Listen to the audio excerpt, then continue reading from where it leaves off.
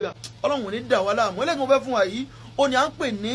atúndì àwọn àgbàlagbà látọ̀ àwọn àgbàlagbà ló ti wá ó ti ń lu atúndè tẹ́ bá sọ̀rọ̀ ń pa atúndè tó kálé kó jáko ọ̀kan gbòógì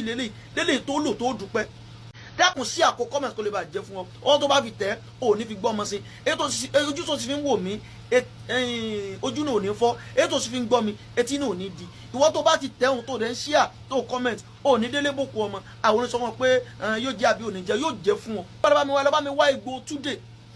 bóyá orí tútù àbí gbígbẹ mọ̀jì ó pọ̀ jù ó lè jẹ́ gàgà ìka rẹ̀ yọ ọ̀kan báyìí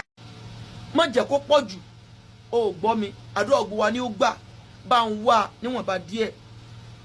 ó gbọ́ mi bá mi wá ìsáwùrú ẹyọ kan wá gbọ́ jẹ́ kó jẹ́ ìsáwùrú tó ti rí tó fà gàrè tí ò kú tó bá wá sáwùrú tó kú tó kọ́ bá kèsì ayé ara ẹni o ó dídí ìsáwùrú ẹyọ kan tí ò kú tó mọ̀ kó sì wà nílé tí ò kú ìrì ayé rẹ̀ ò ní kú o àkíyèsí ni gbogbo nǹkan o bá fi kún egbò túndè yẹn pẹ̀lú odidi atare kan tó yó mọ́ tí ò jó níbi tí ò jò dànù bí kan yá ìrì ayé rẹ̀ ò ní jò dànù o tó pé wọ́n bá ń gún gbogbo mẹ́tẹ̀ẹ̀ta kó kúnná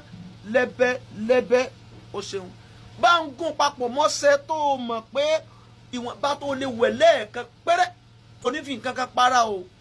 tó wá ti gún mẹ́tẹ̀ẹ̀ta papọ̀ tán bá ń pò lọ́sẹ̀ kan tó mọ̀ pé o lè wẹ̀ tán bá ń kó sí kẹ́ńkẹ́ń bá ń gbé pamọ́ tó wá ó sì lè gún náà lálẹ́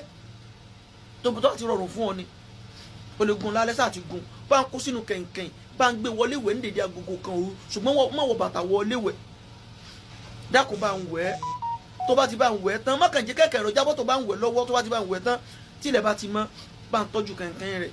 síbi tó bá wù ọ́ o lè sún o lè sọ́ dànù tàbí kó o bù mọ́lẹ̀ pẹ̀lú ìyọ̀ǹda tó lọ́hùn láàrin wákàtí 5 ọ̀nà òsì ọ̀nà ó là